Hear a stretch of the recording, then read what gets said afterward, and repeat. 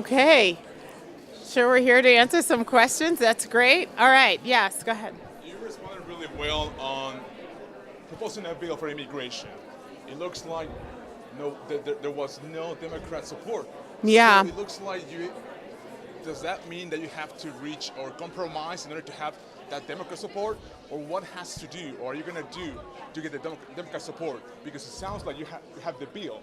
So Yes. what's the next step? So the next step is to try and get as many people as possible, getting as many people from the districts, from the community saying we need to pass something. Now the bill that I supported in the House of Representatives actually did have border funding. It also had a fix for DACA. It also had legislation that helped with a pathway to citizenship and created one. It also helped with the family separation. It was the most comprehensive bill that we had in the House of Representatives. What we need to make sure that we get people on both sides of the aisle to vote for it, because this has become an issue that is way too politicized. We have to make sure that we do something to help people. And so understand, again, everyone knows this. This is not something that is new. I've been a leader on immigration from the very, very beginning. This is something that is not just a policy issue, but it's personal to me. And it's also who we are as Americans. There's not one person that grew out of the ground of the American soil. What makes you American is the oath and the responsibilities that you take as an American citizen. Response to the Alliance for Better Utah, which Yes. just clapped back at you, saying that a statement from an FEC guy does not constitute an official ruling. What is your response? That is not just a statement. You're welcome to call the FEC. As a matter of fact, the FEC called us. The Federal Election Commission called us and said, here's the advice that we're giving you. One is you are able to keep all of the primary funds that you raised in this election. Let's be very clear about this. Every single candidate in the United States has a legal right to raise primary funds, whether or not they have a primary election. Mayor McAdams knew this. There was a coordination with National Democratic Party and Nancy Pelosi and Mayor McAdams to try and smear our campaign. They were banking on the fact that the FEC takes a long time to actually come back with a response. And I believe that Mayor McAdams owes me an apology. He owes my family an apology. Most importantly, he owes the voters that he knowingly misled an apology. So can you explain? Well, your campaign has said that you would return some of the money. Tonight, are you saying no? None of the money will be returned? We are not returning funds that we raised in the primary. We have reallocated some of them like we have in every single election. We redesignate primary funds when there's too much. In a primary, we redesignate it to the general. Your response to the polls showing you're tied, at least the latest Salt Lake Tribune Hinckley Institute poll, it's a virtual tie. Well, we are always, if you look at history in the Salt Lake Tribune, we're always at least 5 points ahead of the Salt Lake Tribune. I go with our polls. They had us actually within 5 points with Doug Owens, and we actually won within 13 points of Doug Owens. So I am confident that people are going to hear and they're going to be able to discern what's misleading and what isn't. For instance, Mayor McAdams continuing to talk about the fact that he hasn't raised taxes or he lowered the rates. Everyone knows there is not a mayor that actually can lower tax rates. He did a truth in taxation, and I've got residents of Salt Lake County that can attest to that. The Utah Taxpayers Association called on him to take the ads down because he was misleading voters. The only person that is actually stating that Mayor McAdams did not raise taxes is Mayor McAdams. And I think it's really important that we make sure that people are honest and they talk about things with integrity. I was up there listening, not one policy, not one solution, not one area where he can actually add some value to Congress. You talked a lot about how you've opposed President Trump at times, you supported him at times, Yes. but a lot of times Republican leadership has not, to take the trade issue that you talked about, you had problems with it. Neither the House nor the Senate has acted in a way to try and get the president to walk back. This is a classic, the Congress actually giving their powers away to the executive branch. I've always fought against that. I think we've consolidated too much power in the White House. I think that we need to make sure that we restore the balance of powers. Then people wouldn't feel like they don't have a voice any longer. I'm frustrated that the president took it upon himself to have these trade tactics, but I'm not an activist.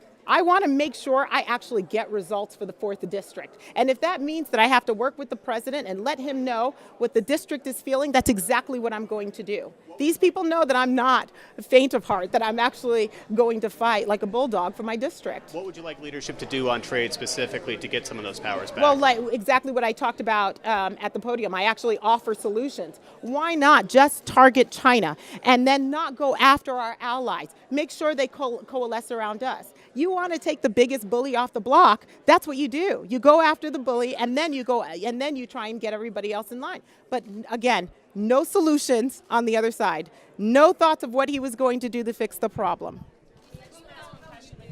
Just for clarification, Yes. We spoke with Dave Hansen earlier. He said that all of the money that needed to be redesignated had been, and you're saying that some of it has, so which is it?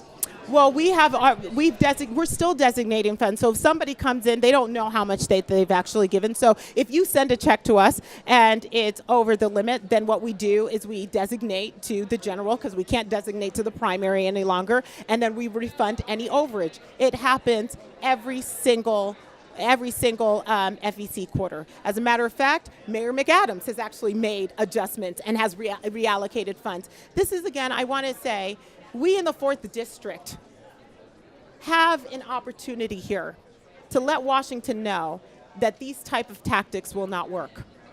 We have the opportunity to say that honesty and integrity still means something to us. Do you have anything in writing from the FEC? Anything you can give us? The FEC actually said that if you call them, they will collaborate what we have said. But it takes them a long time, which is exactly what the mayor was banking on. You can actually call, and they said that they will verify what we have said. Who call? There's no name associated with what you're. I will get you a name. I will get you a name, and I will get you the FEC commissioner that actually called us.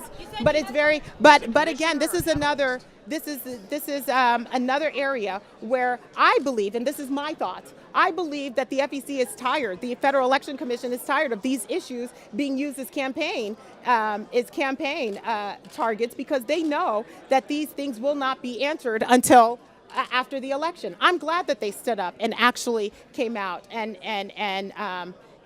told us that they agree with our assessment. There is nothing that we said. Yes, we will give you the name of a person. His name is Michael Dobie. He's the senior campaign. You can get that information there. You said you've held 85 town halls, Yes. which elicited a bit of a reaction from the crowd tonight. Well, Can you define what you define as a I am town happy hall? to send you a list of what we've done, a list of the town halls that we've done. They're a combination of everything. There are people that cannot go to some of these open office town hall meetings. There are some people that cannot show up at some of these public meetings, and so telephone town halls is important to them. I will give you a list of how many employee town halls, how many office town halls we've done, and we've had the media cover some of our open office town halls. To me, it's about having a good dialogue, making sure that what happened in Chris Stewart's town hall, and even at the debate, and some of these other things we're trying to get above the clutter. This is about people who have real issues that want to talk about those issues and have face-to-face time with me. So you're and saying I think there's that no those are validity important. to that criticism? There is absolutely no validity to that. As a matter of fact, we do everything we can to communicate on multiple levels with our constituents. Medical One more marijuana, question. Prop 2. Will you vote for it? Yes. Was it me? I just want to thank you for representing rural Utah. I Oh, thank represent you. you up in Sanpete County. I've never met Thank Mayor you. McAdams. You're awesome. Keep coming to all of our counties, please. Thank you. Thank How you. you did. Who else? Talk Who about else? how you did. Medical marijuana, Prop 2. Will you vote for it? Well, again, I'm hesitant to talk about whether I will. I do support it because I do believe that our legislators will find a solution. They're actually already working on it, and I support the compromise that is actually being done at the legislation. So, Representative Love. how did I do? You know, that's going to be a question for the voters. I believe that I talked about the things that I've done. I've had substantive accomplishments. I talked about my 5 bills. Those are things that don't happen every day. If you look at, I tried to put some comparisons. This is about getting things done. These are about solutions. These are about making sure that we answer questions and we solve problems for people of the 4th District. Not about attacks, not about trying to destroy a fellow American in their pursuit of political power. We have to do everything we can to make sure that we take care of the needs of our residents. And I want to say one more thing. My votes for that represent our senior citizens, my ethics, and my commitment to Utah's 4th Congressional District, I believe represents the best of Utah values.